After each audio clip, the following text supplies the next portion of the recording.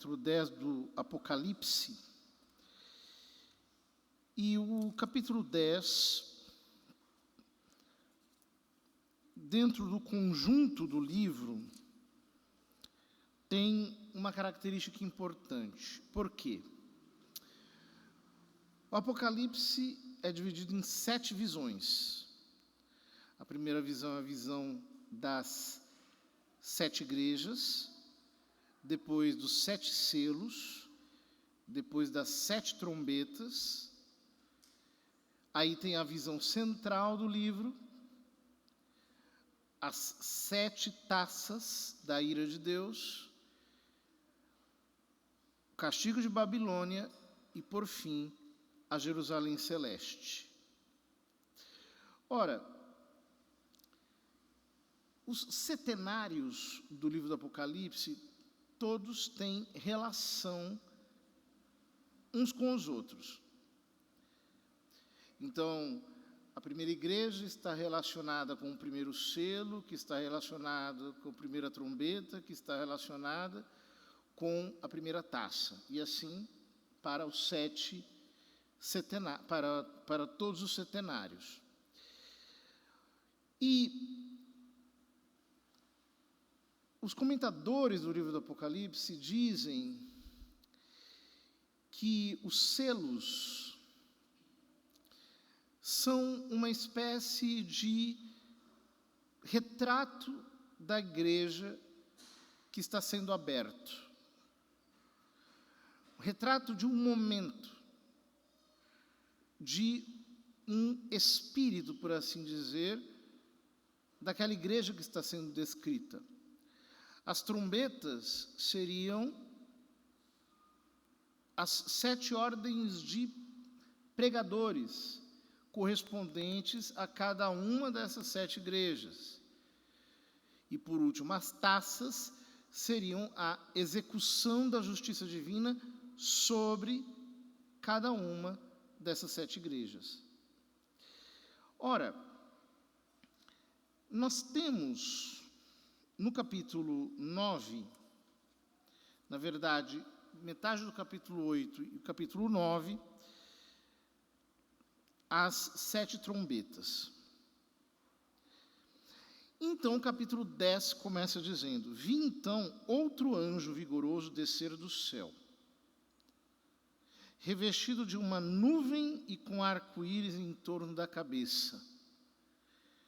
Este anjo grande, forte, é Cristo, que aqui é chamado de anjo justamente porque ele é a palavra eterna do Pai. E ele tem um arco-íris na cabeça porque ele reconciliou todas as coisas com Deus. O arco-íris é um símbolo dessa reconciliação que aconteceu após o dilúvio. Vestido de nuvem, porque ele tomou a forma humana na encarnação. Seu rosto era como o sol, porque ele comunica toda a luz da palavra, e suas pernas como colunas de fogo. As pernas do Cristo são os pregadores, que vão incendiando o mundo inteiro com a mensagem da palavra. Segurava na mão um pequeno livro aberto. Este livro são as Sagradas Escrituras. Pôs o pé direito sobre o mar, ou seja, sobre os pagãos, e o esquerdo sobre a terra, ou seja, sobre os judeus, que vêm da semente de Abraão. E começou a gritar em alta voz como um leão que ruge. É muito interessante que Jesus é chamado de leão da tribo de Judá. O próprio Evangelho de São Marcos começa com Cristo clamando em alta voz: convertei-vos e crede no Evangelho.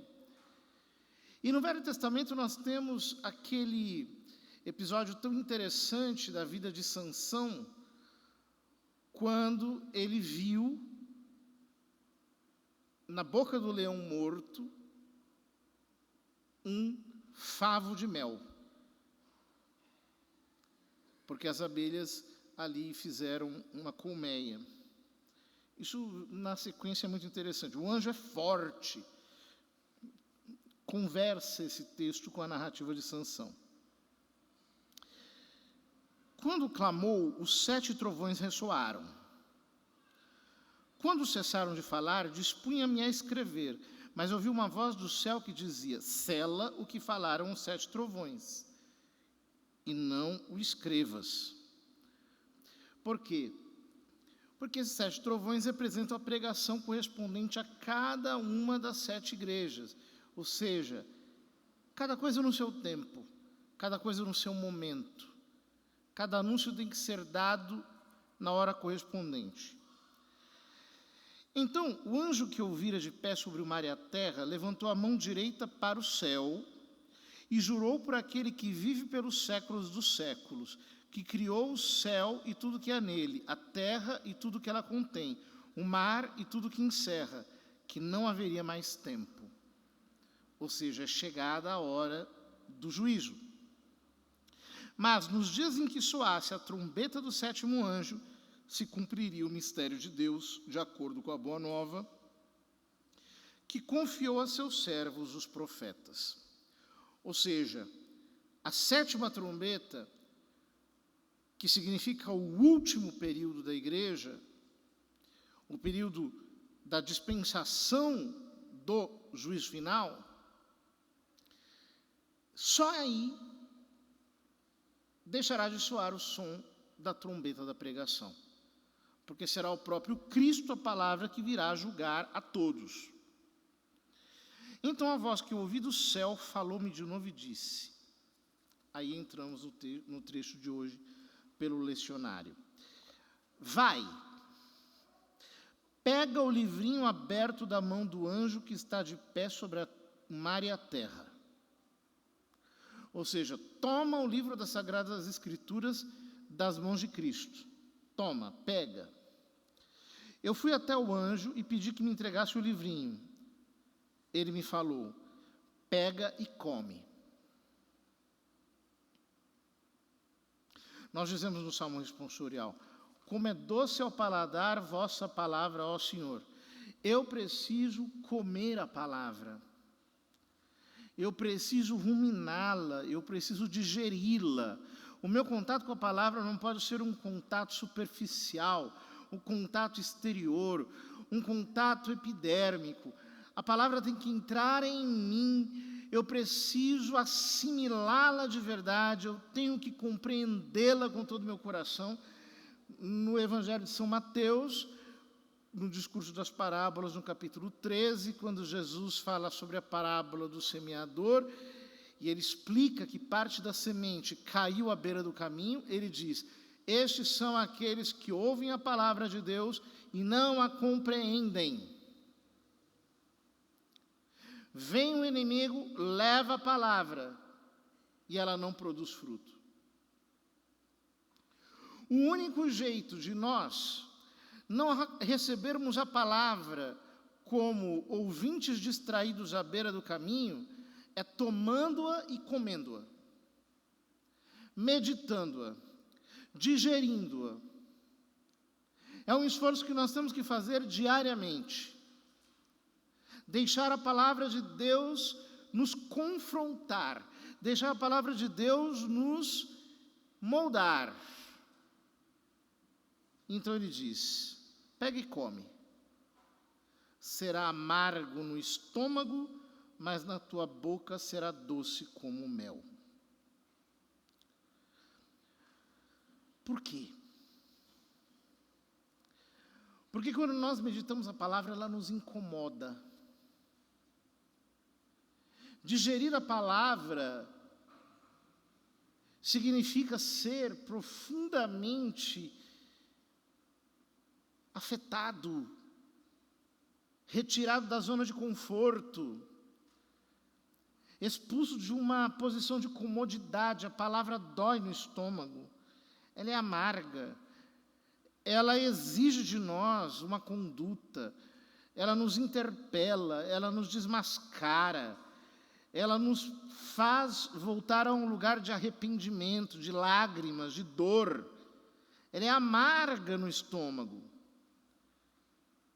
Eu não posso me desviar da amargura da palavra, apresentando um evangelho diluído em facilidades e totalmente assimilável por qualquer pessoa sem exigência alguma. Nós devemos desconfiar dos pregadores que só pregam amenidades e que não chamam a conversão, que apenas anunciam, por assim dizer, o lado agradável do evangelho, sem as exigências que o evangelho traz consigo. Será amargo no estômago, mas na tua boca será doce como mel. Assim como na boca do leão morto,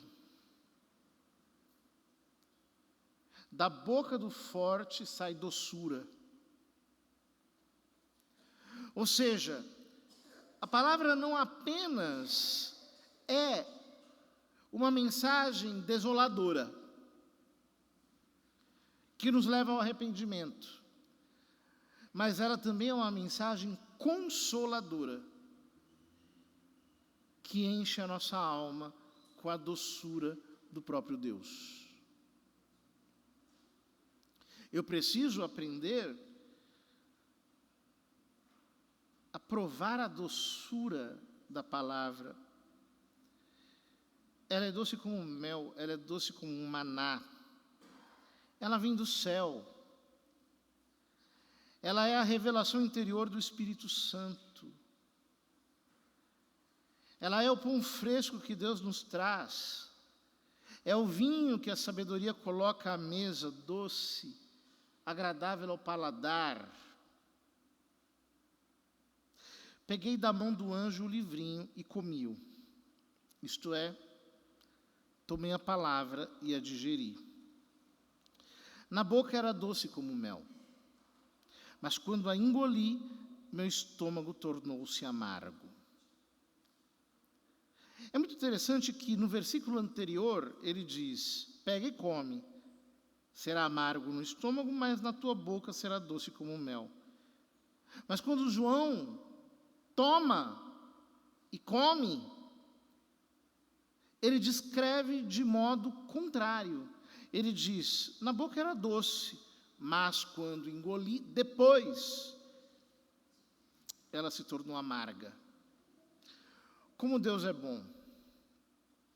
Ele nos atrai com consolações e depois nos adverte com correções.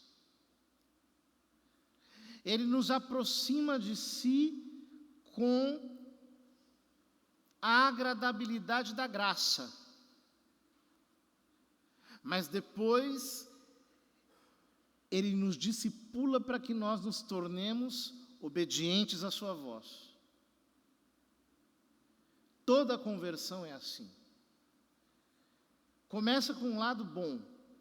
Você chora, se alegra, recebe tanta consolação de Deus que parece que nunca mais vai ser a mesma pessoa. E depois, as exigências começam a custar mais. Porque Deus nos tem que purificar mediante a amargura que se produz em nosso interior. Então ele me disse a João: deves profetizar ainda contra outros povos, nações, línguas e reis. Por que João deve profetizar contra? É muito interessante que na vocação do profeta Ezequiel, se passa um fenômeno parecido. Ele primeiro vê um rolo, depois ele diz: filho do homem, come o rolo que aqui está, e diz: vá até a casa de Israel para lhe transmitir as minhas palavras. Não é um povo de linguagem incompreensível, de linguagem bárbara que te envio, e sim aos israelitas. E diz: tornarei o teu semblante tão endurecido quanto deles, vou dar a teu rosto a rigidez do diamante, que é mais resistente que a rocha. Não os temas, pois, e não te deixes amedrontar por causa deles, pois são uma raça de recalcitrantes. Filho do homem, ajunto ele, acolhe em teu coração, escuta com toda atenção tudo quanto eu te disser. Ora, vocês vejam, o profeta Ezequiel desenvolveu seu ministério profético já na Babilônia, quando a elite de Israel foi levada ao exílio. E de lá, ele profetiza a destruição do templo. Ele profetiza que Israel será feito em pedaços, por causa do seu pecado, por causa da sua transgressão, porque eles abandonaram a vontade de Deus. Nós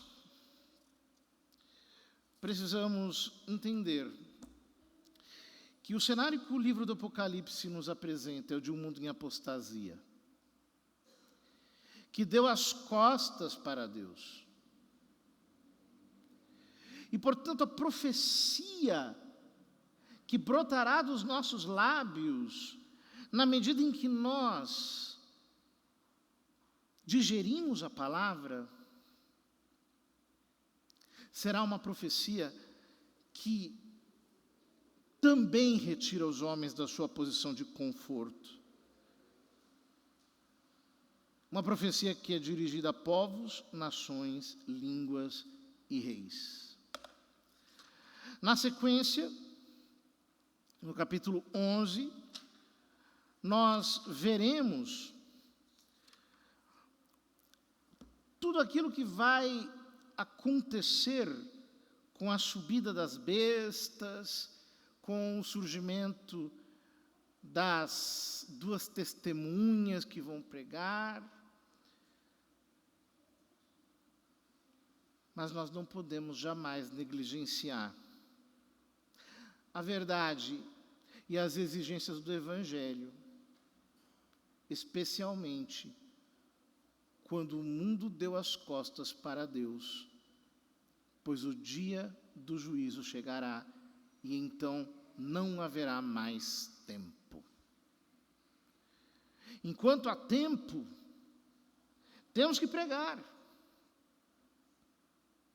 Enquanto há tempo, temos que levar a palavra com a mesma fortaleza com a qual o profeta Jeremias a levou, inclusive de modos às vezes tão exuberantes. Ezequiel, aliás, ele era um profeta que profetizava dramaticamente, ele encenava as suas profecias, para que o povo pudesse enxergar.